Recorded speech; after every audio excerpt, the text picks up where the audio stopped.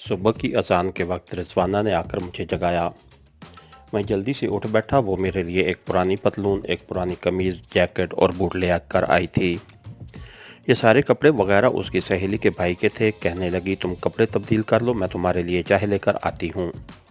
उसके जाने के बाद मैंने कपड़ों का जायज़ा लिया। बहुत गनीमत थे। उसकी सहेली का भाई मेरे कद काठ का मालूम होता था। मुझे पतलून पूरी आ गई, जैकेट भी पूरी आ गई। सबसे ज़्यादा फिक्र मुझे जूतों की थी कि अगर वो तंग या खुले हुए तो मैं उन्हें नहीं पहन सकूंगा, लेकिन जुराबें पहनकर वो भी पूरे आ गए। मैंने खुदा का शुक्र अदा किया, क्योंकि साधुओं वाले कपड़ों में मेरे पकड़े जाने का बहुत खतरा था। जाहिर है, अहमदाबाद पुलिस और सीक्रेट सर्विस वालों ने अहमदाबाद से लेकर झांसी, भोपाल, ग्वालियर, आगरा, बल्कि दिल्ली तक की पुलिस को मेरा हुलिया बताकर उन्हें अलर्ट कर दिया होगा। मेरे बाल बड़े हुए नहीं थे। वो उसी वजह कता में थे जैसे कैप्टन हरिनाथ को हलाक करते और दवार का फोर्ट को तबाह करते वक्त थे। मुझे अहमदाबाद की सीक्रेट पुलिस ने उसी वजह कता के बालों में देखा था। बालों को एक ही दिन में लंबे करना मेरे इख्तियार में नहीं था।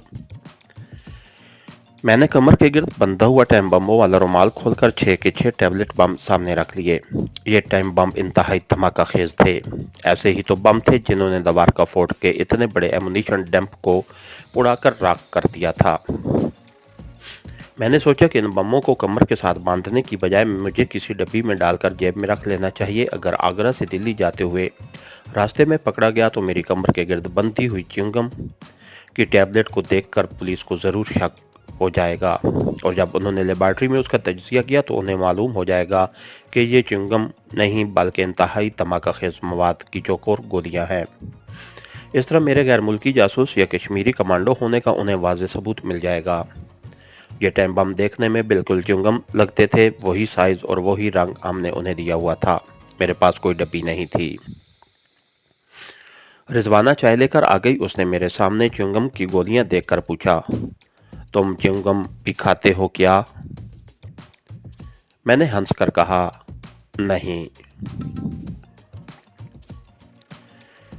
खाता नहीं, चबाता हूँ। रिजवाना ने एक गोली उठा ली और मुंह में डालने लगी। मैंने जल्दी से उसका हाथ पकड़ लिया और धमाका खेज टाइम बम, जिसको वो च्युइंगम समझ रही थी, उसके हाथ से छीन लिया।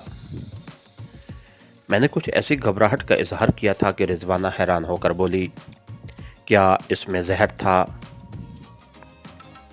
मैंने कहा, यूं ही समझ लो।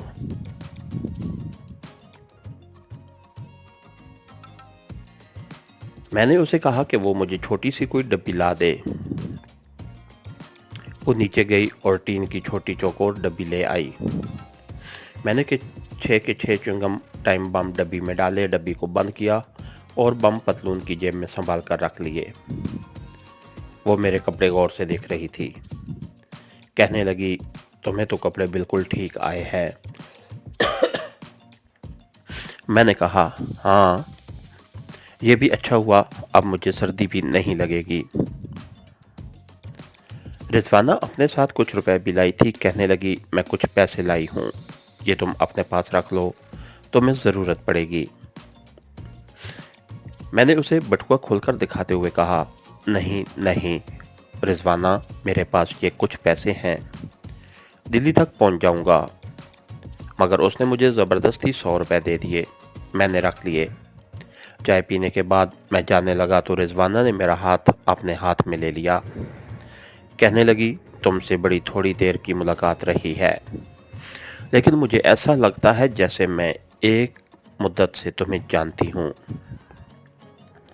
अब तुम जा रहे हो, जुदा होने को जी नहीं चाहता। ये लड़की जज्बाती हो रही थी। मुझे चंद्रिका और मीनाक्षी दोनों औरतें याद आ गईं। वो भी कभी कभी इसी तरह जज्बाती हो जाया करती थीं। मगर मुझे महसूस हो रहा था कि इस लड़की रिजवाना के जज्बात सच्चे हैं। मैंने कहा, हो सकता है हमारी फिर भी कभी मुलाकात हो जाए। वो कहने लगी, तुमने मुझे अपने बारे में कुछ नहीं बताया। तुमने मुझे अपना नाम भी नहीं बताया, कहाँ से आए हो, कहाँ जा रहे हो। मुझे तो कुछ भी मालूम नहीं। फिर मैं कैसे उम्मीद लगाऊं कि तुमसे फिर भी मुलाकात होगी।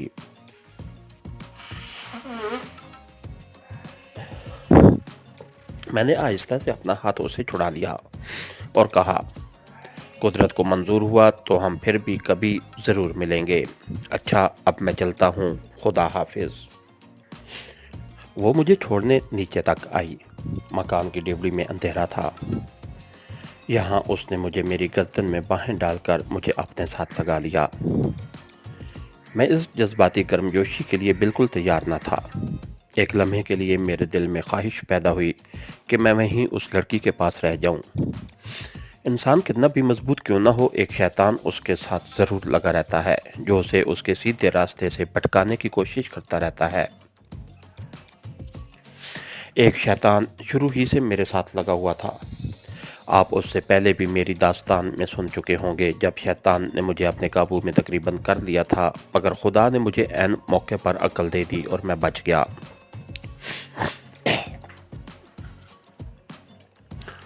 इस वक्त भी शैतान मुझ पर बड़ी तेजी से गालिब आने लगा था। रिजवाना बहुत ज्यादा जज्बाती हो रही थी। ऐन वक्त पर खुदा ने मुझे अक्ल दे दी और मैं जल्दी से पीछे हटा और खुदा हाफिज कहकर मकान की डेवड़ी से निकल गया। टंडला शहर की मस्जिदों में अजानें हो चुकी थीं। आसमान पर सुबह का नूर फैल रहा था। मुझे वहां के लारी अड्डे का रास्ता आता था। रात को जहां जहां से हम गुजर कर आए थे वो रास्ते मैंने याद रखे थे। लारी अड्डे पर एक बस आगरा जाने की तैयारी कर रही थी। कोई आधे घंटे बाद मुसाफिर आने लगे। लारी आगरा की तरफ रवाना हो गई। उस वक्त मेरा जहन रिजवाना के बारे में सोच रहा था कि ये लड़की न जाने लुधियाना के किस मोहल्ले की रहने वाली शरीफ माँ बाप की औलाद थी, मगर 1947 के खूनी हालात ने उसे कहां से कहां पहुंचा दिया। अगर ये अगवा न की जाती, अगर उसे सिख उठा कर न ले जाते, तो आज इसकी शादी हो चुकी होती, इसके बच्चे होते, ये अपने खामद की खिदमत और बच्चों की परवरिश करते हुए लुधियाना शहर में शरीफाना जिंदगी बसर कर रही होती। यही सोच रहा था और सोचता चला जा रहा था कि दिन निकल आया और लारी आगरा पहुंच गई। लारी अड्डे से उतरकर मैं सीधा रेलवे स्टेशन पर आ गया। पता चला कि दिल्ली जाने वाली ट्रेन 1 घंटे बाद आएगी।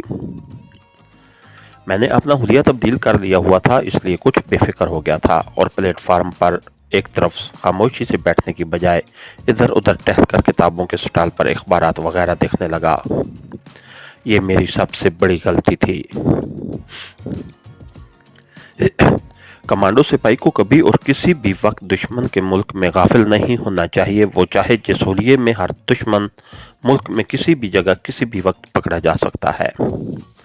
मैं स्टॉल पर एक उर्दू अखबार की सुर्खियां देख रहा था कि मैंने देखा कि एक आदमी बिल्कुल मेरे करीब आकर खड़ा हो गया है और वो दूसरा अखबार देखने की बजाय मेरी तरफ झुककर मेरे अखबार को पढ़ने की कोशिश कर रहा है। पहले तो मैं वैसे ही खड़ा रहा, लेकिन जब वो आदमी पीछे न हटा तो मैंने अखबार स्टॉल पर छोड़ दिया और खुद परे हट गया। उस आदमी ने मुस्कुराकर मेरी तरफ देखा और कहा, भाई साहब, आपके पास माचिस होगी। इस दौरान उस आदमी ने जेब से सिगरेट निकालकर उसे उंगलियों से सीधा करके मुंह में दबा लिया था। मैंने कहा, नहीं भाई साहब, मैं सिगरेट नहीं पीता।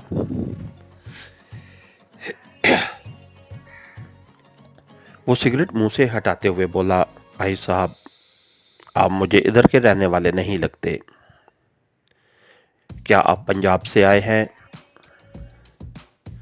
उस आदमी का हुलिया यह था कि जिस्म दुबला पतला था, उम्र 50 के करीब होगी। खशखशी दाढ़ी में सफेदी आ रही थी।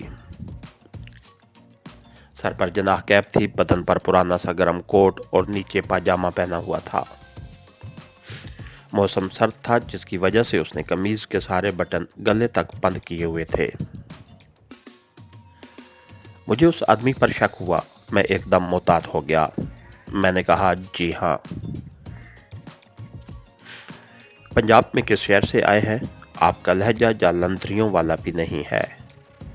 क्या आप अमृतसर से आए हैं? मैंने यूं ही कह दिया, जी हाँ। और वहां से हटकर एक तरफ चल पड़ा। उस वक्त मुझे एहसास हुआ कि मुझे यूं आज़ादी से प्लेटफार्म पर घूमना फिरना नहीं चाहिए था। ये आदमी यकीनन सीआईडी का आदमी था। खुदा जाने उसे किस तरह मुझ पर शक पड़ गया था कि मैं मशकूक आदमी मैटी स्टॉल के काउंटर पर आ गया, चाय का गिलास बनवाया और कोने में दीवार के साथ लगकर चाय पीने और बुक स्टॉल की तरफ देखने लगा। वो आदमी वहां नजर न आया। मैंने खुदा का शुक्र अदा किया कि इस मुसीबत से पीछा छूटा। सर्दी वाकई काफी थी। गरम गरम चाय ने मेरे बदन को गर्म कर दिया था। उस वक्त मेरा जी सिगरेट पीने को बहुत चाहा। सिगरेट वाला खोखा करीब ही था। मैंने वहां जाकर एक सिगरेट खरीदा और वहीं एक तरफ खड़े होकर सिगरेट पीने लगा। इतने में किसी ने पीछे से मुझे कहा, भाई साहब, आप तो कहते थे कि मैं सिगरेट नहीं पीता। मैंने चौंक कर पीछे देखा। वही आदमी मेरे पीछे खड़ा मेरी तरफ देखकर मुस्कुरा रहा था। उसके हाथ में भी सिगरेट था जो सुलग रहा था। मैंने अपने सिगरेट की राख को उड़ाते हुए कहा, जी हाँ, कभी कभी पी लिया करता हूँ। वो आदमी मेरे करीब हो गया। मुझे उसकी छोटी छोटी आंखें साफ नजर आ रही थीं। उसने अपनी आंखें मुझ पर जमाई हुई थीं।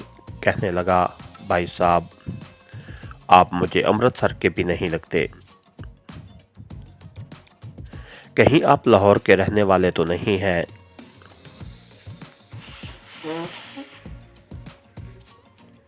उसके मुंह से लाहौर का नाम सुनकर मेरे जिस्म में एक सर्द लहर दौड़ गई। ये बात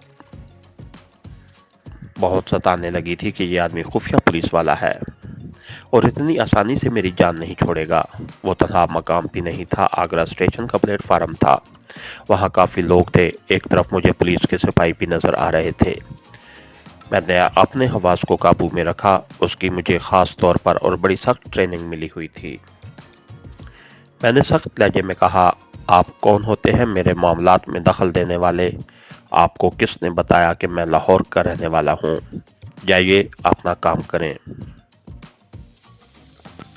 मैं ये कहकर वहां से दूसरी तरफ चला गया। मेरा रुख प्लेटफार्म के शुमाली सिरे की जानिब था। वहां प्लेटफार्म की ढलान थी। मैं आहिस्ता आहिस्ता चलता ढलान उतर गया। रेलवे लाइन क्रॉस की और दूसरे प्लेटफार्म पर आ गया। यहाँ चूंकि कोई गाड़ी आने वाली या जाने वाली नहीं थी, इसलिए प्लेटफार्म तकरीबन खाली पड़ा था। टी स्टॉल और बुक स्टॉल के खुलने खोखे भी बंद थे। मैं एक खाली बेंच पर बैठ गया। मेरी नज़रें प्लेटफार्म का जायजा ले रही थीं। सामने वाला प्लेटफार्म भी मुझे नजर आ रहा था, क्योंकि दो प्लेटफार्मों की दरमियानी लाइन पर कोई गाड़ी खड़ी नहीं थी। जहां वो आदमी पहले खड़ा था, अब वहां नहीं था। वो खुदा जाने कहां गायब हो गया था। असल में खतरे की घंटी बज चुकी थी। मुझे वहां से चले जाना चाहिए था, मगर ज़रूरत से ज़्यादा खुद एतमादी का मुजाहरा करते हुए मैं वहीं बेंच पर बैठा रहा। मेरी निगाह प्लेटफार्म के आखिरी हिस्से की तरफ गई, जहां से ढलान शुरू होती थी। क्या देखता हूँ, वही सीआईडी का आदमी दो सिपाहियों के साथ मेरी तरफ चला आ रहा है। अब मुझे वहां से भागना था, मगर मैंने एक बार फिर तो साहल से काम लिया। बेंच से ज़रूर उठा, मगर आहिस्ता आहिस्ता दूसरी तरफ चलने लगा, जैसे मैंने सिपाहियों को देखा ही नहीं। दूसरी तरफ नीचे रेल पटरी थी। मैं की पटरी पर उतर गया। ज़रा आगे एक खाली डब्बा खड़ा था। मैं उस डब्बे पर चढ़ गया। अंदर आते ही मैं एकदम एक्शन में आ गया। तेजी से खाली डब्बे के दूसरे दरवाजे में से दूसरी तरफ उतरा और रेलवे लाइन पर दौड़ने लगा। वहां कोई एक रेलवे लाइन नहीं थी। रेल की पटरियों का जाल बिछा हुआ था। मैं तेजी से नहीं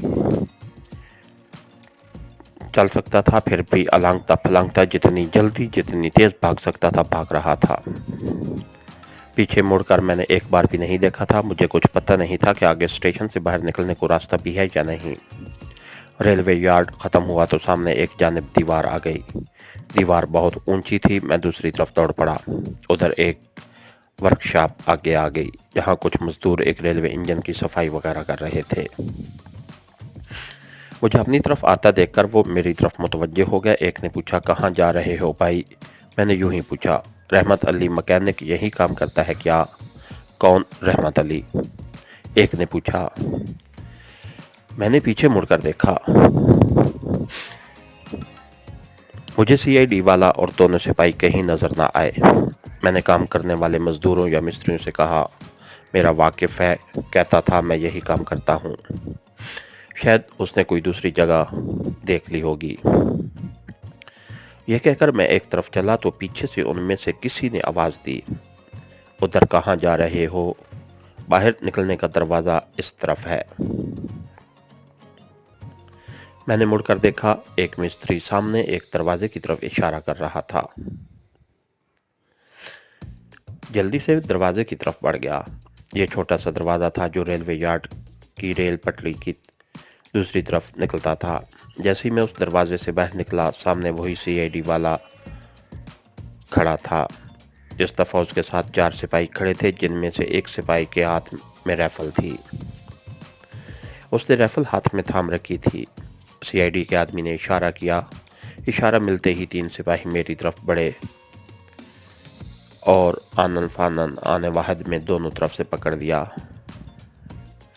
چوتھے سپاہی نے میری طرف رائفل کر رکھی تھی۔ میں نے احتجاج کرتے ہوئے کہا، تم لوگ مجھے کس جرم میں پکڑ رہے ہو؟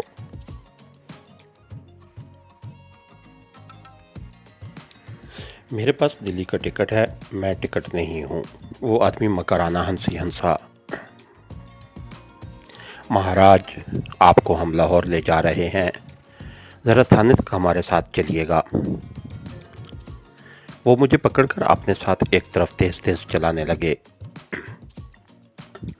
میں بڑی آسانی سے ان کی گرفت سے نکل کر فرار ہو سکتا تھا، مگر خطرہ مجھے رائفل والے سپاہی سے تھا، جو رائفل تانے میرے پیچھے پیچھے چل رہا تھا۔ شاید انہیں یہ بتا دیا گیا تھا کہ یہ آدمی کشمیری کمانڈو اور اس کی طرف سے ذرا بھی غفلت نہ برتنا۔ ہم سڑک پر آئے تو وہاں پولیس والوں کی جیپ کھڑی تھی۔ انہوں نے مجھے جیپ میں دھکیل دیا اور 3 سپاہی اس طرح میرے دائیں بائیں اور پیچھے آگے آ گئے کہ میں ان کے شکنجے میں تھا۔ جس سپاہی کے پاس رائفل تھی وہ جیپ کے دروازے کے پاس بیٹھ گیا۔ سی آئی ڈی کا آدمی آگے ڈرائیور کے پاس بیٹھ گیا۔ جیپ سٹارٹ ہوئی اور بازار میں ایک طرف چل پڑی۔ مجھے ہر حالت میں ان کی حراست سے فرار ہونا تھا، اور اس قسم کے فرار کی مجھے سخت ٹریننگ ملی ہوئی تھی۔ میں اتنی آسانی سے پولیس کے جال میں پھنسنے والا نہیں تھا۔ میں نے رائفل والے کی طرف نگاہ ڈالی۔ اس کی رائفل کا رخ میری طرف نہیں تھا۔ جیپ جس بازار میں سے گزر رہی تھی وہاں لوگ آ جا رہے تھے اور ٹریفک بھی جاری تھی۔ اس قسم کی جگہ میرے فرار کے لیے بڑا موزوں تھا۔ میں نے سوچ لیا کہ مجھے کس سپاہی کو نیچے سے ایڑی لگانی ہے اور کس سپاہی کی گردن توڑنی ہے۔ سب سے پہلے میں رائفل والے سپاہی کو قابو کرنا چاہتا تھا۔ میں بھی اس کا منصوبہ ہی تیار کر رہا تھا کہ جیپ اچانک ایک طرف مڑی اور ایک عمارت کے اندر داخل ہو گئی۔ وہاں پہلے سے ایک بندوق بردار سپاہی میرے سر پر موجود تھا۔ جیپ ایک احاطے میں آ کر رک گئی۔ میں پولیس کے تھانے میں پہنچ چکا تھا۔ مجھے دیکھ کر سامنے والے کمرے سے ایک سب انسپیکٹر 2 سپاہیوں کے ساتھ باہر نکل آیا۔ جب مجھے جیپ سے اتارا جا رہا تھا تو سب انسپیکٹر نے گالی دے کر کہا، اس کو ہتھ کڑی کیوں نہیں لگائی؟ اس وقت ایک سپاہی نے میرے ہاتھ پیچھے کر کے مجھے ہتھ کڑی لگا دی۔ میں نے جنگ نہیں ہاری تھی، صرف ایک لڑائی ہار گیا تھا اور پولیس کے ہتھے چڑھ گیا تھا۔ میں نے دوسری لڑائی کے لیے ذہن تیار کرنا شروع کر دیا۔ میں جانتا تھا کہ ان لوگوں کے پاس میری کوئی تصویر نہیں ہے جو احمد آباد کی پولیس نے انہیں بھیجی ہو۔ اگر انہیں احمد آباد پولیس نے میری گرفتاری کے لیے کوئی اطلاع دی ہے تو بھی میں کبھی اس بات کا اعتراف نہیں کروں گا کہ میں وہی آدمی ہوں جس نے دوارکا فورٹ کا ایمونیشن کا ذخیرہ اڑایا ہے۔ یہ لوگ کسی طرح بھی کم از کم آگرہ میں بیٹھ کر مجرم ثابت نہیں کر سکتے۔ مجھے اسی وقت حوالات میں لے جا کر بند کر دیا۔ میں نے چلا کر کہا، مجھے کس جرم میں یہاں بند کیا گیا ہے؟ مجھے ٹیلی فون دیا جائے، میں ایس پی کو فون کرنا چاہتا ہوں، وہ میرے پتا جی کے دوست ہیں۔ سب انسپیکٹر پولیس جو شکل ہی سے بڑا جابر لگتا تھا حوالات کی سلاخوں کے پاس آ گیا۔ اس نے مجھے قہر بھری نظروں سے دیکھا اور کہا، ابھی ایس پی صاحب بھی آ رہے ہیں۔ तुम अपने पिताजी को बुलाने का इंतजाम करो, ये कहकर वो अपने दफ्तर में चला गया। हवालात में 3 हवालाती कोने में पुराना कंबल ओढ़े बैठे थे। वो मेरी तरफ देखकर मुस्कुराने लगे। उनमें एक सिख था। उसने मुझसे कहा, भैया जी, किसी की जेब काटी है, यह हीरवन समगल की है, इधर आ जाओ, उधर बड़ी सर्दी है। हवालात में वाकई बड़ी सर्दी थी। तंग सी हवालात थी। मेरा ज़हन तेजी से वहां से फरार के मंसूबे सोच रहा था, मगर बज़ाहिर फरार का कोई रास्ता दिखाई नहीं देता था। थोड़ी देर बाद वही सब इंस्पेक्टर एक सिपाही के साथ आया। मेरी हथकड़ी हवालात के अंदर ही उन्होंने नहीं उतारी थी। उसका मतलब था कि उन्हें मेरे खतरनाक कमांडो होने की इत्तला मिल चुकी है। मैं एहतजाज करने लगा कि मुझे बताया जाए कि मुझे यहाँ क्यों बंद किया गया है, मुझे किस जुर्म में हथकड़ी लगाई गई है। सब इंस्पेक्टर मुझे साथ लेकर थाने में जो कुशादा बरामदा था उसके दरमियान वाले कमरे में ले गया। एसएसपी एस के भंडारी लिखा था। अंदर एक भारी तन्नोतोश का हिंदू लाला कट गरम जैकेट और खदर का सूट पहने बड़ी कुर्सी में धंसा हुआ बैठा था। सब इंस्पेक्टर ने सलूट किया। एसएसपी ने मुझे घूर कर देखा, फिर सब इंस्पेक्टर से अंग्रेजी में पूछा, क्या तुम्हें यकीन है? उसने कहा, यस सर, मुझे पूरा यकीन है। एसएसपी ने सुनहरी फ्रेम वाली ऐनक उतारकर रजिस्टर पर रख दी और सब इंस्पेक्टर की तरफ देखकर कहा, मिस्टर जोशी, अगर तुम्हारा ये पैसेंजर कामयाब हुआ तो तुम्हारे साथ मेरी भी प्रमोशन पक्की है। जाओ, इसकी 2 तस्वीरें उतरवाओ। मेरी समझ में न आया, ये मेरी तस्वीरें किस लिए उतरवाने लगे हैं। मैं यही समझ रहा था कि थाने के रिकॉर्ड के लिए तस्वीरें उतरवा रहे हैं। वो मुझे एक दूसरे कमरे में ले गए जहां एक फोटोग्राफर बैठा एक तस्वीर के नकूश बारीक बुर्श से दुरुस्त कर रहा था। फौरन मेरी 2 तस्वीरें उतारी गईं। उसके बाद मुझे हवालात की बजाय एक और कमरे में बंद कर दिया गया, जिसको कोठरी कहना दुरुस्त होगा। उसमें कोई रोशनदान नहीं था, सिर्फ लोहे का दरवाजा था। मुझे अंदर धकेल कर दरवाजे को बाहर से ताला लगा दिया गया। कोठरी का नंगा फर्श सर्दी में और ज्यादा ठंडा हो रहा था। वहां सिर्फ फर्श पर मैं एक पुराना सा कंबल बिछा हुआ था, उसके ऊपर एक और कंबल पड़ा था। मुझे जैकेट में सर्दी लग रही थी। मैंने कोने में कंबल लेकर बैठ गया और सोचने लगा कि ये लोग अब मुझसे पूछताछ शुरू करने वाले हैं। ये मुझे टॉर्चर करेंगे और मुझसे इतराफ़ करवाने की कोशिश करेंगे कि मैं कश्मीरी कमांडो हूँ। मगर मुझे इस किस्म के टॉर्चर की होशंगाबाद के जंगल में इंतहाई अज़ियतनाक ट्रेनिंग मिल चुकी थी। मेरे ट्रेनिंग मास्टर ने मुझे टॉर्चर के शदीद से शदीद मरलों में से गुजारा था और ये भी तरबियत दी थी कि जब अज़ियत हद से गुजर जाए तो मुझे अपने जिस्म को किस तरह सुन करके अपने ऊपर एक तरफा बेहोशी तारी कर लेनी है। यानी ऐसी बेहोशी की जिसमें जिस्म पर किसी अज़ियत का कोई असर नहीं होता मगर आदमी होश में रहता है। एक बात पर मैं बड़ा हैरान था कि उन्होंने अभी तक मेरी तलाशी नहीं ली थी। इस कोठरी में मैं 2 दिन तक बंद रहा। तीसरे रोज एसएसपी सब इंस्पेक्टर जोशी के साथ खुद मेरी कोठरी में आया। 2 सिपाही साथ थे। यहाँ मेरी हथकड़ी उतार दी गई थी। सिपाहियों ने फौरन 2 कुर्सियां अंदर डाल दी। सब इंस्पेक्टर जोशी और एसएसपी भंडारी कुर्सियों पर मेरे करीब होकर बैठ गए। कोठरी की छत के साथ एक बल्ब दिन रात रोशन रहता था। एसएसपी भंडारी बड़ा खरांट और तजर्बाकार पुलिस अफसर था। उसने मुझसे बड़ी मुलायमत और नरमी के साथ बातें शुरू कर दी। वो कश्मीर के बारे में बातें करने लगा कि कश्मीर के मुसलमान कश्मीरी नाहक अपना नुकसान कर रहे हैं। आधे से ज़्यादा कश्मीरी मुसलमान हिंदुस्तान के साथ हैं और वो हिंदुस्तान के साथ ही रहना चाहते हैं। जब इस पुलिस अफसर ने आते ही कश्मीर की तहरीक आज़ादी के बारे में गुफ्तगू शुरू की तो मैं फ़ौरन समझ गया कि इन लोगों को पता लग चुका है कि मैं कश्मीरी कमांडो हूँ। फिर भी मैं अपनी तरफ से बिल्कुल अनजान बना रहा और मैंने बुलंद आवाज में कहा, ये झूठ है, बकवास है।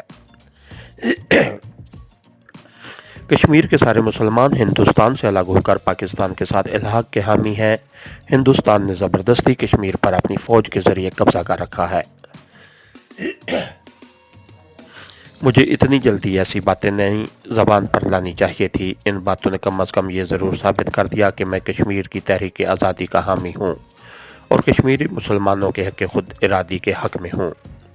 एसएसपी ने मुस्कुराते हुए मुझे घूर कर देखा। कहने लगा, इसका मतलब है कि तुम्हारा कश्मीरी मुजाहिदीन की तहरीक से ताल्लुक़ है और तुम कश्मीरी कमांडो हो जिसे भारत में तकरीबी कार्रवाइयों के लिए भेजा गया है। उस वक्त मुझे अपनी गलती का एहसास हुआ। मैंने फौरन कहा, ये झूठ है। मुझे किसी मुल्क ने इंडिया में जासूसी के लिए नहीं भेजा। कश्मीर की तहरीक आज़ादी की मैंने जो बात की है वो कश्मीर और भारत के हर मुसलमान के दिल की आवाज़ है। एसएसपी भंडारी मुसलसल मुझे घूर रहा था। ऐसे मालूम हो रहा था कि उसे मेरे बारे में किसी खुफिया बात का इल्म हो चुका है। उसने मेरी बातों को नज़रअंदाज करते हुए मेरी तरफ ज़रा सा झुककर पूछा, अहमदाबाद, आगरा और दिल्ली में तुम्हारे दूसरे साथी कहाँ पर हैं? अगर तुम हमें उनके सही ठिकाने बता दो तो मैं तुमसे वादा करता हूँ तुम्हें कुछ नहीं कहा जाएगा। हम तुम्हें अपनी निगरानी में पाकिस्तान वापस पहुँचा देंगे। मैंने भी एसएसपी को घूरते हुए साफ इनकार कर दिया। मेरा कोई साथी नहीं है, मैं जालंधर में मेहनत मजदूरी करता हूँ।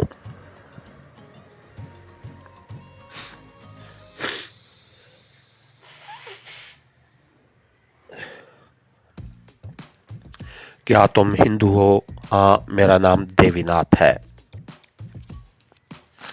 उस वक्त यही हिंदुवाना नाम मेरी ज़बान पर आया और मैंने यही बोल दिया। हकीकत यह है कि मैं उस वक्त हारी हुई जंग लड़ रहा था। मैं समझ गया था कि इन लोगों को मेरे बारे में सब पता चल चुका है।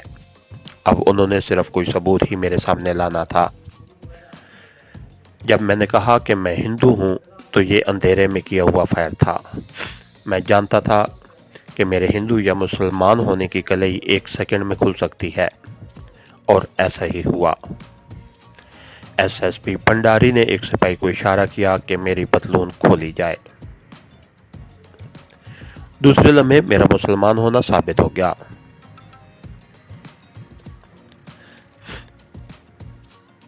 सब इंस्पेक्टर जोशी ने भी नरम रवैया अख्तियार किया हुआ था। कहने लगा, हमारे पास इस बात का मुकम्मल सबूत मौजूद है कि तुम पाकिस्तानी जासूस हो।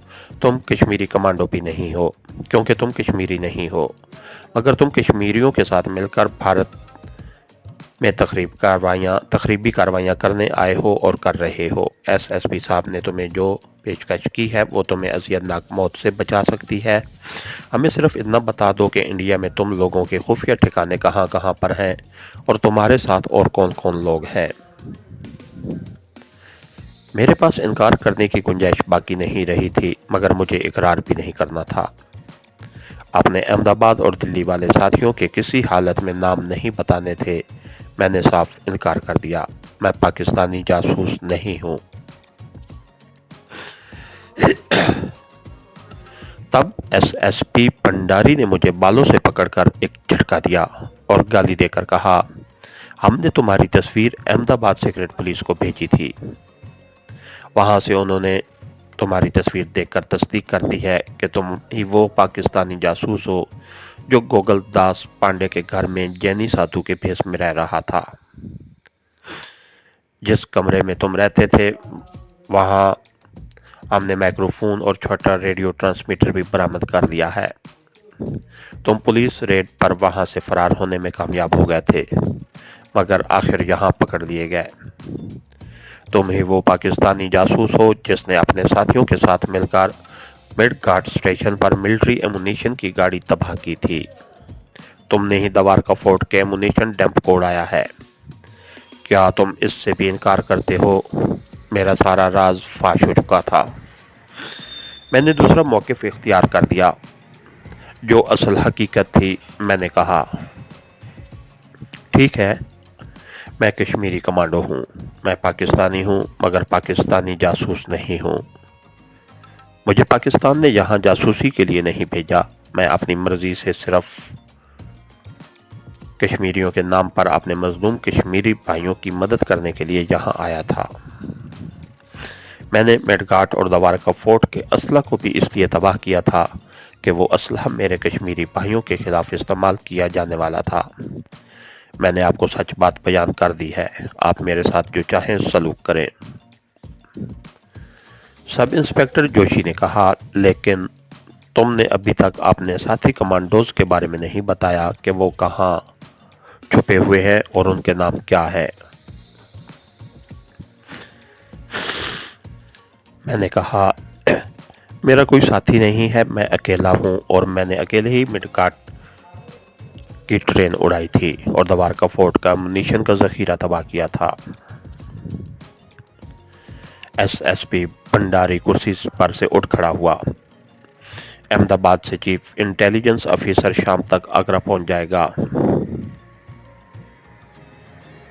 وہ تمہیں یہاں سے لینے آ رہا ہے، وہ تمہاری شناخت کرے گا۔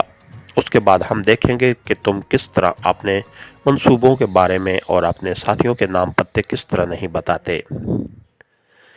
اس نے ایک سپاہی کو حکم دیا، اس کی کڑی نگرانی کی جائے۔ یہ سپاہی سب انسپکٹر اور ایس پی کے ساتھ ہی کوٹلی سے نکل گیا۔ باہر اس نے کوٹلی کے سلاخوں والے دروازے کو بند کر کے بھاری تالا لگا دیا اور پہلے والے سنتری سے کہا، تم جاؤ، میں ڈیوٹی دوں گا۔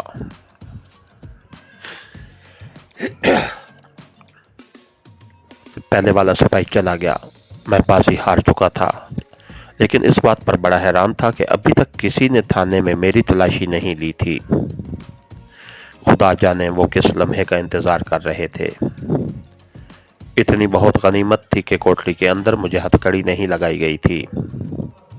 ویسے میری جیب میں سوائے کچھ نقدی اور چھوٹی سی ڈبی کے اور کچھ نہیں تھا، لیکن اس چھوٹی ڈبی میں 6 ٹائم بم بند تھے۔ یہ چنگم بم کی 6 چوکور ٹکیاں تھیں جن کی وضع قطع بالکل چنگم کی طرح بنائی گئی تھی، لیکن ان کے اندر انتہائی دھماکہ خیز مواد بھرا ہوا تھا۔ میں آپ کو پہلے بھی بتا چکا ہوں کہ یہ ٹائم ڈیوائس والے چھوٹے سے بم دلی میں ہائی ایکسپلوزیو کے ماہر گل خان کی زیر نگرانی تیار کیے گئے تھے۔ اس سے پہلے میرے پاس بموں کا محلول تھا جس کا ایک قطرہ پانی میں ڈال کر اگر وہ پانی پی لیا جائے تو اس قطرے کا دھماکہ خیز کیمیکل معدے کے تیزاب سے مل کر چند ری ایکشن شروع کر دیتے ہیں اور کچھ منٹ کے بعد اس آدمی کے پیٹ میں دھماکہ ہوتا ہے اور اس کے پرخچے اڑ جاتے ہیں۔ مگر دلی سے احمد آباد راہ کے احمد آباد والے چیف گوکل داس پانڈے کی جاسوسی کرنے جب چلا تھا تو گل خان کے مشورے پر ہم نے اس محلول کو پہلے اسپرو کی گولیوں میں اور اس کے بعد میں نے خود اسے چنگم کی ٹکیوں کی شکل میں بنا لیا تھا تاکہ کسی کو ان پر شک نہ ہو۔ اس قیامت خیز دھماکوں والے ٹائم بم کا فارمولہ بھی ہمارے پاس اس وقت میرے پاس نہیں تھا، بلکہ ہمارے احمد آباد والے ماسٹر سپاہی کریم بھائی کے پاس تھا۔ اسے باہر ریلوے لائن والے غیر آباد کوارٹر کے تہہ خانے میں میری دوسری خفیہ چیزوں کے ساتھ رکھا ہوا تھا۔ ایس پی بھنڈاری کی زبانی مجھے علم ہو چکا تھا کہ احمد آباد سیکرٹ پولیس کا کوئی افیسر وہاں سے آگرہ کے لیے روانہ ہو چکا ہے۔ ظاہر ہے اس نے مجھے گوکل داس پانڈے کے گھر پر دیکھا ہوگا۔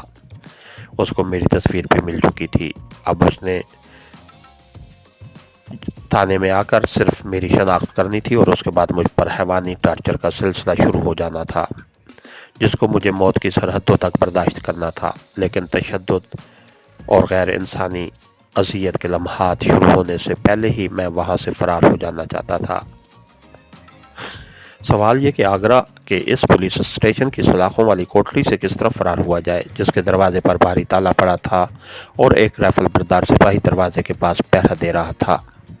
یہ سب سے بڑا مسئلہ تھا جو اس وقت میرے سامنے تھا اور مجھے ایک تربیت یافتہ تجربہ کار کمانڈو ہونے کی حیثیت سے اس مسئلے کو بہت جلد حل کرنا تھا۔ اس مسئلے کا ایک حل میری جیب میں موجود تھا، لیکن یہ آخری حل تھا اور اس میں میری جان جانے کا شدید خطرہ تھا۔ اگر میں جیب میں رکھی ہوئی ڈبی میں سے ایک چنگم کی ٹکی نکال کر کوٹلی کے سلاخوں والے دروازے میں کسی طرح لگا دوں تو 1 گھنٹے میں زبردست دھماکے کے ساتھ دروازہ اڑ سکتا تھا، لیکن اس بم کی شدت اور طاقت اتنی زیادہ تھی کہ اس بات کا خدشہ تھا کہ دروازے کے ساتھ پوری کی پوری کوٹلی کے ساتھ ہی میرے بھی پرخچے اڑ جائیں۔ میں فرار کے کسی دوسرے طریقے پر غور کر رہا تھا۔ एक तरीका ये था कि मैं खड़े संतरी को किसी तरह दरवाजे की सलाखों के पास बुलाऊं, सलाखों में से हाथ निकालकर उसकी गर्दन का मणका तोड़ डालूं और उसकी बेल्ट के साथ जो चाबियों को गुच्छा लटका हुआ था वो अपने कब्जे में करूं और उसमें से अपनी कोठरी के दरवाजे वाली चाबी से दरवाजा खोलूं और थाने की अगती दीवार फलांग कर फरार हो जाऊं। ये हाल बिल्कुल ऐसा ही था जैसा कि बगले को पकड़ने के लिए उसके सर पर मोम रख दी जाए, धूप में मोम पे गले बगले की आंखों पर गिरे, बगला अंधा हो जाए तो फिर उसे पकड़ दिया जाए, में क्योंकि उस मरले में किसी न किसी के वहां आ जाने का पूरा इम्कान था। आखिर वो कोई वीरान मकान था नहीं, आगरा पुलिस का बड़ा थाना था और मैं देख रहा था कि बरामदे में पुलिस के सिपाही और चंद दूसरे लोग आते जाते रहते थे। सामने अहाते में भी एक जानिब जहां गाड़ियां खड़ी थी वहां 2-3 आदमी बेंच पर बैठे चाय वगैरह पी रहे थे।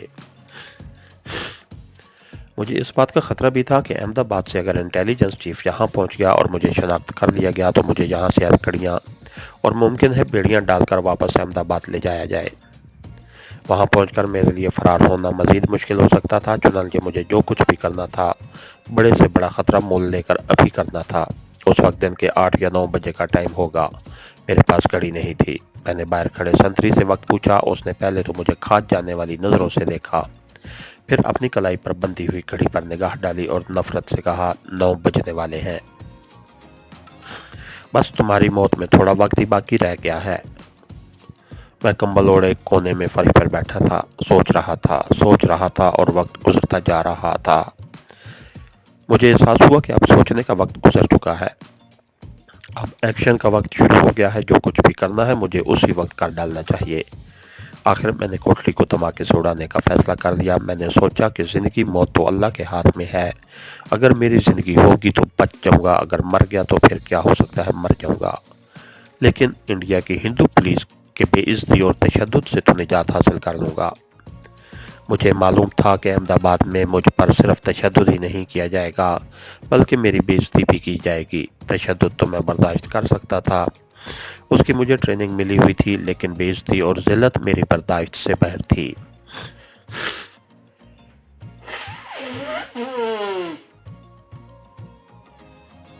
वक्त गुजरता जा रहा था। ऐन मुमकिन था कि ये लोग कुछ देर बाद आकर मुझे यहाँ से किसी दूसरी जगह मुंतकिल कर दें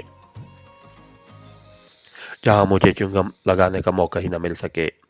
और एक बात यह भी थी कि बम लगाने के बाद मुझे मजीद 1 घंटे तक उसके फटने का इंतजार करना था। उसकी केमियावी साख्त ऐसी बनाई गई थी कि बम की च्युइंगम टिकियां किसी जगह चमकाने के बाद उसके एक तरफ के किनारे को जरा सा दबाया जाता था। वहां मवाद के नीचे छोटी सी शीशे की ट्यूब लगी थी जिसमें तेजाब था। दबाने से शीशे की ट्यूब टूट जाती थी और तेजाब धमाका खेज मवाद में हल होने लगता था, मगर उसकी रफ्तार सुस्त थी। ये रफ्तार जानबूझकर सुस्त रखी गई थी ताकि किसी जगह बम लगाने के बाद हमें वहां से दूर निकल जाने का मौका मिल सके।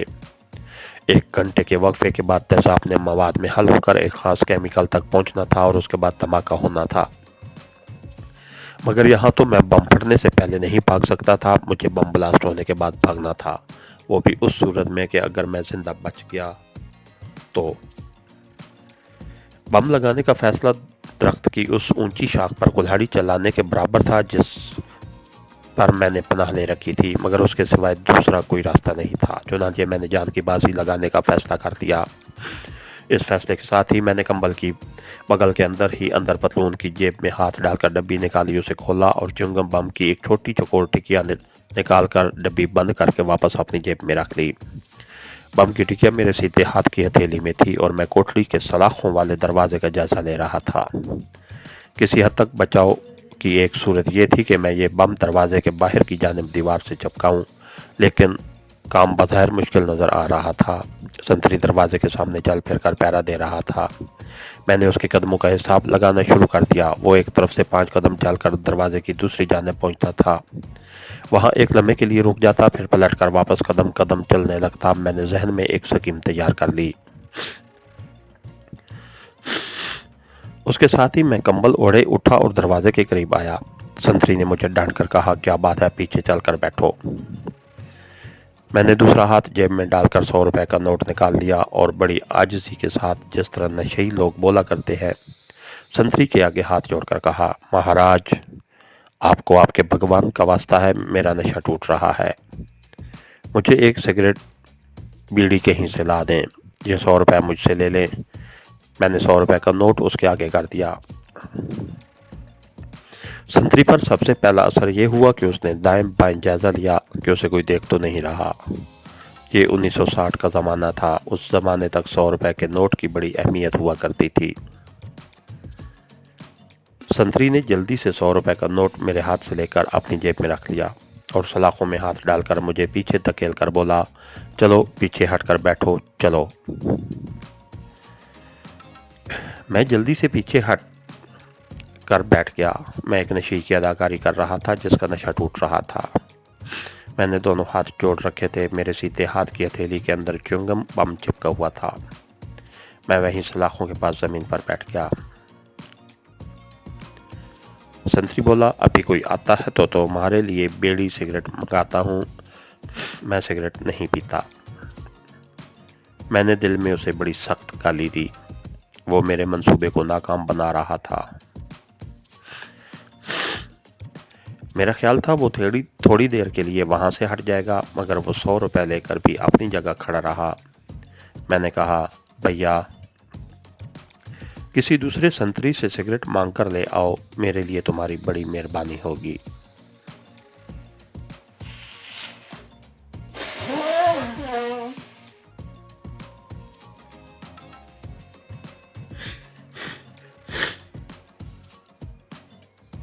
उसने एक बार फिर मुझे गुस्से से डांट दिया, पीछे हटकर बैठो, तुम वासराय लगे हो कि तुम्हारे लिए मैं किसी से सिगरेट मांगूं। लेकिन मैंने महसूस किया कि इस दौरान वो बरामदे के दूसरे कोने की जानिब देख रहा था। शायद किसी ऐसे संतरी की तलाश में था जो बीड़ी वगैरह पीता हो, मगर वो मेरे सिगरेट बीड़ी फराहम करने के मामले में इतना संजीदा नहीं था। वो 100 रुपए का नोट अपनी तरफ से हजम कर गया था। अब वो दरवाजे के बाहर चल फिर कर दोबारा पहरा देने लगा। इस दौरान मैं बेमालूम अंदाज में खिसकता हुआ दरवाजे के कोने में आ गया था। मैं उसकी मौजूदगी में दरवाजे की एक जानिब बम लगाने का फैसला कर लिया था। मैं वहीं कंबल ओढ़े बैठा इस तरह आहिस्ता आहिस्ता कराहने लगा था जिस तरह वाकई मेरा नशा टूट रहा हो। संतरी इस दौरान इधर उधर जरूर देख लेता था। शायद वो मेरी खातिर किसी तंबाकू पीने वाले चपरासी किस्म के आदमी की तलाश में था। एक बार जब वो दरवाजे के आगे पहरा देने के अंदाज में टहलता हुआ जरा आगे गया तो मैंने कंबल में से हाथ निकालकर सलाखों वाले दरवाजे के कोने में चिंगम का टाइम बम चिपका दिया। बम चिपकाने के साथ ही मैंने उसका खास किनारा जरा सा दबा दिया। जिस वक्त संतरी 5 कदम चलने के बाद वापस मुड़ा, उस वक्त मेरा हाथ कंबल के अंदर था और मैं कराहने की अदाकारी कर रहा था। संतरी ने मुझे गाली देकर कहा, तुम अभी तक यहाँ बैठे हो, चलो पीछे चलो, इधर दीवार के साथ जाकर बैठो, उठो। मुझे तो खुद अब कोने में दीवार के साथ जाकर ही बैठना था, क्योंकि अगर मेरी जिंदगी बचनी थी तो वहीं बच सकती थी। मैंने धमाके का अंदाजा लगा लिया था। धमाके के साथ सामने वाली दीवार को दरवाजे और संतरी के साथ ही पग से उड़ जाना था। इसके अलावा कुछ नहीं था कि पिछली दीवारें और छत उड़कर किस तरफ को जाती हैं। मेरी अकल कह रही थी कि अगर मैं पिछली दीवारों के दरमियान कोने में फर्श पर ऊंधा लेट जाऊं तो धमाके के जबरदस्त दबाव के अलावा सामने वाली दीवारों और छत के मलबे से बच सकता हूं। जब धमाका होता है तो सबसे पहला नुकसान हवा के वो थपेड़े पहुंचाते हैं जिनमें शदीद दबाव होता है।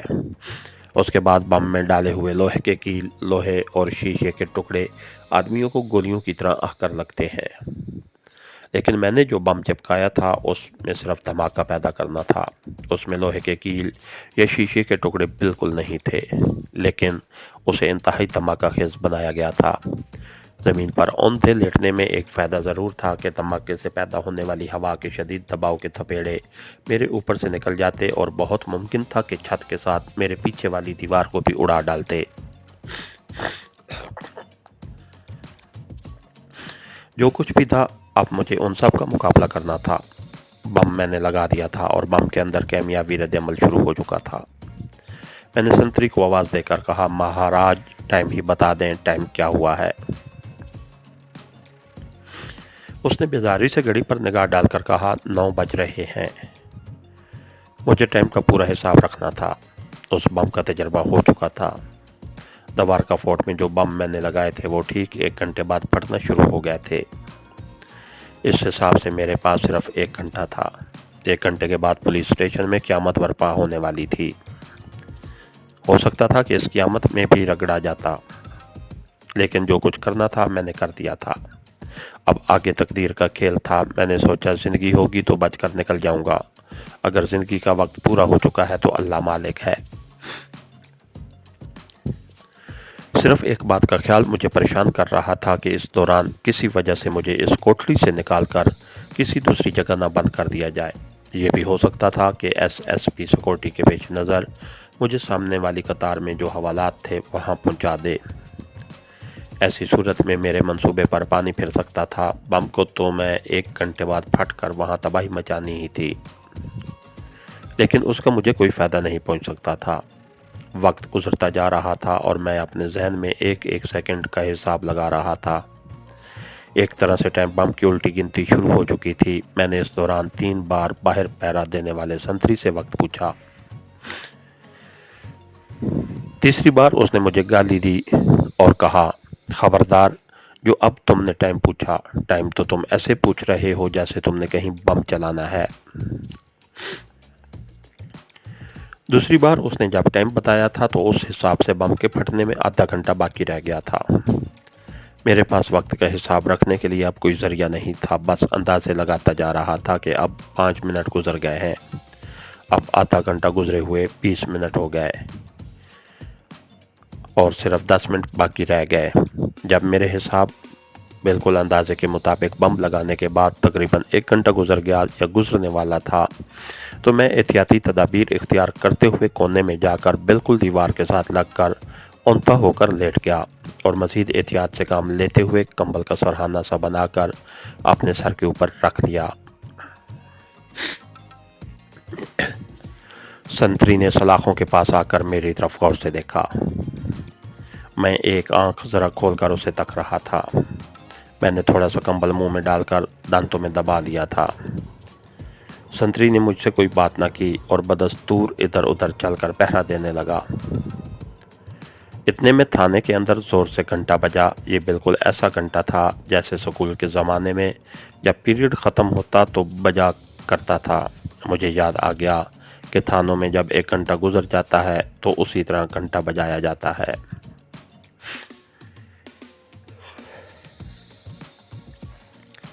मैंने अपना गाल ज़मीन पर जो कंबल बिछा हुआ था उसके बिल्कुल साथ लगा दिया। मेरे ऊपर दूसरे कंबल का सरहाना था। इस तरह मेरा सर बिल्कुल छुप गया था। मेरा दिल ज़ोर ज़ोर से धड़कने लगा था। अगर संतरी ने ठीक वक्त बताया था तो उस हिसाब से बम को लगे 1 घंटा गुजर गया था। मैंने आंखें ज़ोर से बंद कर लीं और अपनी उंगलियां कानों में ठूंस लीं। मुझे संतरी की आवाज़ आई, क्यों बे, क्या हो गया है तुम्हें? अबे बोलता। बस मैंने यही ताकि उसका फिक्रा सुना। संतरी यही तक ही बोल सका। ये नामुकम्मल जुमला उसकी जिंदगी का आखिरी जुमला था। उसके साथ ही मेरी बंद आंखों के अंदर बिजली चमक गई। मेरा जिस्म फर्श पर से 2 फुट ऊपर उछलकर एक तरफ को गिरा। एक धमाका हुआ था जिसकी आवाज़ ने जैसे मेरे कान बंद कर दिए थे। मेरे हल्क से कुदरती तौर पर एक चीख निकल गई थी। मेरे ऊपर मिट्टी और मलबा गिर रहा था। आंखों के आगे अंधेरा था। मैंने आंखों के आगे आए हुए कंबल को जोर से परे हटाया, मगर कंबल परे न हटा। मेरा सांस घुटने लगा था। मैंने टांगें जोर से एक तरफ हिलाई। मेरे ऊपर से मिट्टी और लकड़ियां दूसरी तरफ गिरने लगीं। मेरा सर मिट्टी में दब गया था। मैंने जल्दी जल्दी हाथों से मिट्टी परे हटाकर सर उठाया तो देखा कि मैं मलबे के अंदर गर्दन तक धंस चुका था। मैं बहुत सेहतमंद था और जैसा कि आपको मालूम हो चुका होगा, मैं बॉडी बिल्डर किस्म का कमांडो था। मैंने फौरन थोड़ी सी जदोजहद करके अपने आप को मलबे में से बाहर निकाला और इधर उधर देखा। जहां मेरी कोठरी थी और जहां मैं बंद था वहां सिवाय मलबे के और कुछ नहीं था। मैंने उठकर मलबे के ढेर के ऊपर से नीचे छलांग लगाई और एक तरफ को दौड़ा। खुदा का शुक्र है कि मेरा जिस्म सलामत था। ना मेरी कोई हड्डी टूटी थी, ना मुझे कोई चोट लगी थी। मुझे दौड़ते हुए लोगों ने, बल्कि थाने के अमले ने शायद देख लिया था और किसी ने चिल्लाकर कहा, उसे पकड़ो, उसे पकड़ो, ये भाग रहा है। मेरा रुख थाने के मेन गेट की तरफ था, जहां पुलिस की 2 गाड़ियां उल्टी पड़ी थीं। सिर्फ एक गाड़ी दरवाजे के पास खड़ी थी। मैं जितनी ताकत से और जितनी तेज भाग सकता था भागा। मुझे अपने पीछे लोगों के दौड़ने और शोर मचाने की आवाज़ें आईं। अब इत्तेफाक ऐसा हुआ कि जैसे ही मैं बेतहाशा भागता हुआ थाने से बाहर आया, बाजार में से उस वक्त एक मोटरसाइकिल सवार मेरे सामने से गुजरा। बाजार में लोगों की आमदोरफ्त की वजह से मोटरसाइकिल की रफ्तार हल्की थी। मैंने मोटरसाइकिल सवार को धक्का दिया। वो मोटरसाइकिल के साथ ही गिरा। मैंने जल्दी से मोटरसाइकिल उठाया। वो अभी तक चल रहा था। उस पर छलांग लगाकर बैठा और जिस तरफ उसका मुंह था उस तरफ उसे दौड़ा दिया।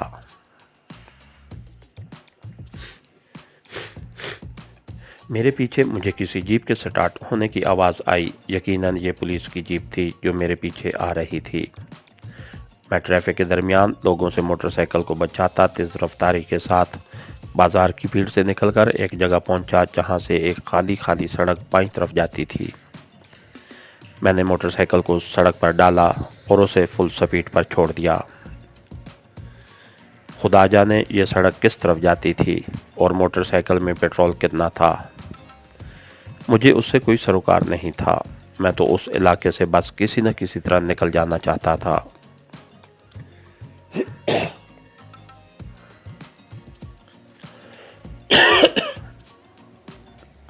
मैंने मोटरसाइकिल के हैंडल की एक तरफ लगे हुए गोल शीशे को देखा। उस शीशे में से सड़क का पिछला मंजर नजर आता था। यह देखकर मैं परेशान हुआ कि मेरे पीछे पुलिस की जीप लगी हुई थी। पुलिस की जीप अपने रंग रोगन से साफ पहचानी जाती थी। अब मुझे एक और बात का खतरा था कि अगर पीछे से पुलिस ने फायर किया तो मैं बचकर नहीं निकल सकूंगा। छोटी सी सड़क ऊंचे दरख्तों में घिरी हुई थी। मैं मोटरसाइकिल को सांप की तरह सड़क पर लहरा लहरा कर चलाने लगा। इस तरह से तवाज़ुन बिगड़ने लगा। मोटरसाइकिल के उल्टने का खतरा था। मैंने उसे सीधा कर दिया। अभी तक पीछे से मुझ पर कोई फायर नहीं हुआ था। अभी मैं सोच ही रहा था कि फायर का धमाका हुआ। ये पिस्तौल के फायर का धमाका था। गोली मुझे या मेरी मोटरसाइकिल को नहीं लगी थी। जाहिर है करीब से होकर गुजर गई थी। दौड़ते हुए टारगेट पर इंडिया की पुलिस का सिपाही ठीक निशाना नहीं लगा सकता था। फिर भी कोई न कोई गोली इत्तेफाकी से मुझे लग सकती थी। उससे बचने का सिर्फ एक ही तरीका था कि मैं ऐसी जगह चला जाऊं जहां सड़क पर लोग भी आ जा रहे हो। फिर पुलिस मुझे इस डर से फायरिंग नहीं करेगी कि कहीं गोली किसी दूसरे राहगीर को न लग जाए।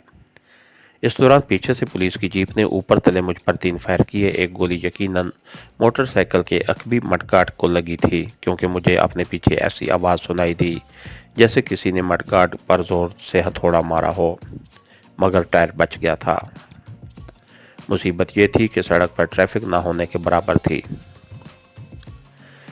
फिर अचानक एक तरफ से एक बहुत बड़ा ट्रक गरड़ गरड़ करता निकलकर सड़क पर आ गया और आगे की तरफ चल पड़ा।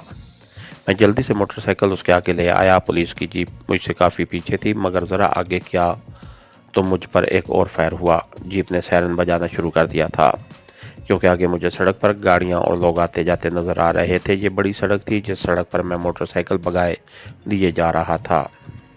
वो छोटी थी और आगे जाकर बड़ी सड़क के साथ मिल गई थी। पुलिस ने बड़ी सड़क की ट्रैफिक को देखते हुए सायरन बजाना शुरू कर दिया था।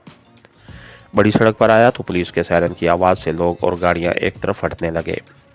कमबख्त सड़क यहाँ भी खाली होने लगी थी। पुलिस को फायरिंग के लिए मैदान खाली मिल रहा था। सायरन की आवाज़ पर लोग जल्दी से इधर उधर हो रहे थे। मेरी मोटरसाइकिल फुल स्पीड पर जा रही थी। आगे किसी दरिया का बहुत बड़ा पुल आ गया। जैसे ही मेरी मोटरसाइकिल पुल पर आई, पुलिस ने पीछे से मुझ पर पिस्तौल के फायर शुरू कर दिए। एक फायर राइफल का भी हुआ। उसका धमाका सबसे ज़्यादा था। मुझे एहसास होने लगा कि अब मेरा बचना मुश्किल है। पुल लोगों और गाड़ियों से खाली हो चुका था। पुलिस ने इस तरह फायरिंग शुरू कर दी थी जैसे महाज पर फौजी मोर्चे में बैठे دشمن پر فائرنگ کرتے ہیں۔ اچانک میری موٹر سائیکل لڑکھڑائی، گولی اس کے پچھلے ٹائر کو چیرتی ہوئی گزر گئی تھی۔ موٹر سائیکل بے قابو ہو گئی۔ میں نے اس پر سے چھلانگ لگائی اور پل کے فٹ پاتھ پر لڑکنیاں کھاتا ہوا دور تک چلا گیا۔ پولیس کی جیپ میری طرف تیزی سے بڑھ رہی تھی۔ میں جلدی سے اٹھا اور تو کچھ نہ سوجا، میں پل کے ایہنی سلاخوں کی کینچی پر چڑھا اور بغیر نیچے دیکھے دریا میں چھلانگ لگا دی۔ دریا کی سطح کافی نیچے تھی۔ میں کلابازیاں کھاتا ہوا دریا میں جا کر گرا اور ٹھنڈے پانی میں نیچے ہی نیچے اترتا چلا گیا۔ اوپر سے پولیس جہاں میں گرا تھا وہاں گولیاں چلا رہی تھی۔ فائرنگ کی آواز مجھے دریا کے اندر بھی سنائی دے رہی تھی۔ دریا میں گرنے کے فوراً میری کمانڈو کی تمام صلاحیتیں اور سخت گوشی اور سختیوں کو برداشت کرنے کی طاقتیں عود آئی تھیں۔ میں پانی کے اندر ہی اندر آگے بڑھنے لگا۔ دریا چڑھا ہوا نہیں تھا لیکن کافی بڑا دریا تھا، اس لیے اس کے پانی کا بہاؤ کافی تیز تھا۔ یہ تیزی بہاؤ مجھے بڑی تیزی سے آگے کی طرف لیے جا رہا تھا۔ دریا کی سطح پر سے سر باہر نکالنے پر مجھ سے پر گولیوں کی بوچھاڑ پڑ سکتی تھی، کیونکہ پولیس پل پر کھڑی برابر فائر کر رہی تھی۔ میں پانی کے اندر ہی اندر جتنی دور تک جا سکتا تھا ہاتھ پاؤں چلاتا نکل گیا۔ دریا میری مدد کر رہا تھا۔ جب میری سانس نے مزید سینے میں رکنے سے انکار کر دیا تو میں نے ہاتھوں اور ٹانگوں کو سیدھا ہو کر چلاتا اوپر کی طرف آیا۔ میں نے اپنے سر باہر نکال کر ایک لمبا سانس لیا اور دوبارہ پانی کے اندر غوطہ لگا لیا۔ اب مجھے گولیاں چلنے کی آواز نہیں آ رہی تھی۔ شاید پولیس مجھے دریا کے آگے کسی جگہ کنارے پر پکڑنے کا انتظام کر رہی تھی۔ دور تک میں پانی کے اندر ہی اندر بڑھتا چلا گیا۔ جہاں سانس رکتا سر باہر نکال کر لمبا سانس لے لیتا اور پھر دریا میں غوطہ لگا جاتا۔ آپ ہوشنگ آباد میں میری کمانڈو ٹریننگ کے دوران سن چکے ہیں کہ میرے انسٹرکٹر اور استاد کمانڈو مجاہد نے مجھے پانی میں تیرنے اور پانی کے اندر زیادہ سے زیادہ دیر تک رہنے کی زبردست تربیت دی تھی۔ میں عام انسانوں کے مقابلہ میں زیادہ دیر تک سانس روک سکتا تھا۔ پانی کے اندر مجھے سردی کا بھی زیادہ احساس نہیں ہو رہا تھا، اگرچہ میں یہ سردیوں کا موسم تھا، اور جب میں دریا میں گرا تھا تو مجھے پانی بے حد ٹھنڈا لگا تھا، لیکن پانی میں غوطہ لگانے کے بعد اس کی شدید ٹھنڈک ختم ہو گئی تھی۔ آخر ایک جگہ میں اپنے آپ کو دریا کی سطح پر لے آیا۔ میں نے دونوں بازو اور ٹانگیں چلاتے ہوئے گھوم کر پیچھے پل کی طرف دیکھا تو حیران ہوا، کیونکہ میں پل سے کافی آگے نکل آیا تھا۔ پل پر مجھے لوگ دور سے کھڑے نظر آ رہے تھے۔ میں نے دریا کے کناروں کی طرف دیکھا۔ یہ جمنا کا دریا تھا اور اس کا پاڑ کافی چوڑا تھا۔ حالانکہ سردیوں کے موسم کی وجہ سے دریا کا پانی اترا ہوا تھا اور کئی جگہوں پر مجھے ریت ابری ہوئی نظر آ رہی تھی، مگر میں نے دریا کے عین وسط میں چھلانگ لگائی تھی، جہاں دریا کا پانی کافی تھا اور پاٹ بھی چوڑا تھا اور اس کا بہاؤ بھی تیز تھا۔ جیکٹ اور پتلون کی وجہ سے میں پوری آسانی سے نہیں تیر سکتا تھا۔ اس کے باوجود اپنی کمانڈو ٹریننگ اور بہترین تیراک ہونے کی وجہ سے میں آگے ہی آگے تیرتا چلا جا رہا تھا۔ میں اس طرح تیر رہا تھا کہ میری ٹانگیں پانی کے اندر مینڈک کی طرح کینچی کی مانند کھلتی اور بند ہو رہی تھیں۔ صرف دریا کے اوپر میرے بازو بڑے سکون کے ساتھ چل رہے تھے۔ میں نے تیرتے تیرتے تھوڑا سا رخ بائیں جانب والے کنارے کی طرف موڑ دیا۔ میں کنارے کے قریب ہونے لگا۔ میں دریا میں سے نکل کر جانا چاہتا تھا، کیونکہ دریا کی سطح پر پانی سرد تھا جس سے میرا جسم برف ہونے لگا تھا۔ میں تیرتے تیرتے دور کافی آگے جا کر کنارے پر آ گیا۔ یہاں اونچی اونچی جھاڑیاں تھیں۔ یہ دریائی سرکنڈے تھے۔ میں ان کے درمیان پانی میں چلتا جا رہا تھا۔ دریا کا کنارہ اونچا تھا۔ میں جھاڑیوں کو پکڑ کر کنارے پر چڑھ گیا۔ اوپر آتے ہی بیٹھ گیا اور آس پاس کے ماحول کا جائزہ لیا۔ کھیت ہی کھیت تھے جن کے درمیان دلدلی میدان بھی تھے۔ کہیں کہیں درختوں کے جھنڈ تھے۔ میں نے دائیں جانب نگاہ کی تو میری آنکھیں دیکھتی ہی رہ گئیں۔ دائیں جانب دور تاج محل کی حسین تاریخی عمارت نظر آ رہی تھی۔ دھوپ نکلی ہوئی تھی۔ تاج محل کے گنبد اور میناروں کے اوپر کے حصے چمک رہے تھے، مگر اس وقت میں تاج محل کی سیر نہیں کر سکتا تھا۔ سب سے پہلے مجھے اس علاقے سے اتنی دور نکل جانا تھا کہ پولیس آسانی سے مجھ تک نہ پہنچ سکے۔ دریا کے جس پل پر سے میں نے چھلانگ لگائی تھی، مجھے اتنا یاد ہے کہ اس کے نیچے سے ریل بھی گزرتی تھی۔ اس کا مطلب تھا کہ ریلوے اسٹیشن آگے مشرقی جانب تھا، لیکن میں اس وقت کسی بھی اسٹیشن پر جانے کا خطرہ مول نہیں لے سکتا تھا۔ पुलिस ने ज़रूर दरिया के दोनों किनारों पर आबाद शहरों और कस्बों की पुलिस को खबरदार कर दिया होगा और बहुत मुमकिन है कि पुलिस दरिया के दोनों किनारों पर मेरी तलाश में निकल भी आई हो। मेरे कपड़े पानी में शराबूर थे। मुझे सर्दी महसूस हो रही थी।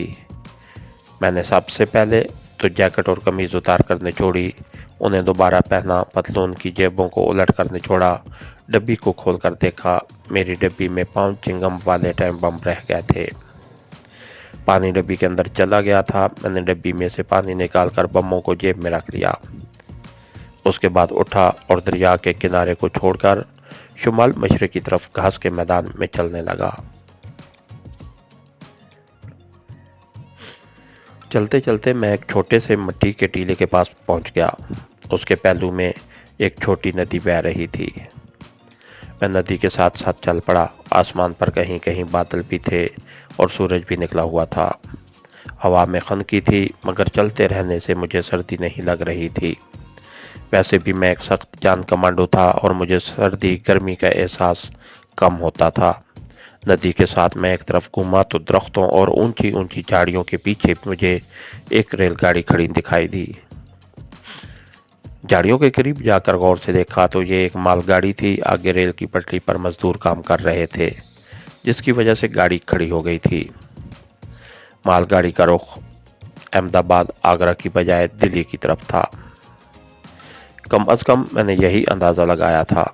मैंने सोचा अगर मैं इस मालगाड़ी पर सवार हो जाऊं तो कम अज कम इस इलाके से ज़रूर दूर हो जाऊंगा जहां चारों तरफ पुलिस मेरी तलाश में निकली हुई थी। मालगाड़ी खड़ी थी, मगर वो किसी भी वक्त चल सकती थी।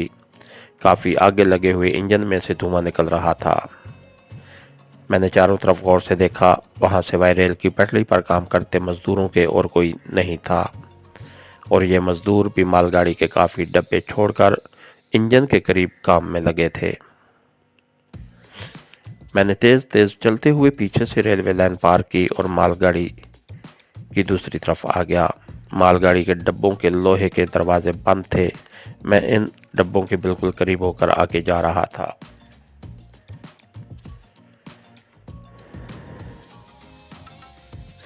मैं किसी ऐसे डब्बे की तलाश में था जिसका दरवाज़ा खुला हो। आखिर मुझे एक डब्बा मिल गया। उस डब्बे का आधा दरवाज़ा खुला था, आगे रस्से बंधे हुए थे और इन रस्सों में से 3-4 गायों के मुंह बाहर निकले हुए थे। ये मवेशी ले जाने वाला डब्बा था। अचानक इंजन ने सीटी दी। मालगाड़ी के पहियों में से अजीब सी आवाज़ें निकलीं और वो चल पड़ी। मैं दौड़कर मवेशियों वाले डब्बे में सवार हो गया। ये 4 गायें थीं जिनके पांव बंधे हुए थे। डब्बे में ऐसी ही बू फैली थी जैसी मवेशियों के बाड़े में फैली होती है। मैं कोने में एक तरफ होकर बैठ गया। मालगाड़ी आहिस्ता आहिस्ता आगे बढ़ रही थी। मैंने इत्मीनान का सांस लिया। अगर ये मालगाड़ी आगे जाकर किसी स्टेशन पर खड़ी भी हुई तो कम अज कम पुलिस इस गाड़ी में मुझे तलाश करने की कोशिश नहीं करेगी। मैंने एक तरह से अपने आप को कैमोफ्लेज कर दिया था। ट्रेन आहिस्ता आहिस्ता स्पीड पकड़ रही थी। मुझे गायों के टांगों में से बाहर के दरख्त पीछे जाते कुछ कुछ नजर आ रहे थे। मैं सोचने लगा कि अगर यह गाड़ी दिल्ली की तरफ जा रही है तो मैं इस पटरी से 2-1 स्टेशन पहले ही उतर जाऊंगा, क्योंकि दिल्ली स्टेशन पर मेरे पकड़े जाने का खतरा था। इसके साथ ही हमारी आज के एपिसोड का इख्तिताम हुआ। कहानीकार चैनल को लाइक कीजिए, सब्सक्राइब कीजिए और बेल आइकन को प्रेस कर दीजिए ताकि हर आने वाली नई वीडियो आप तक बर वक्त पहुँच सके। शुक्रिया।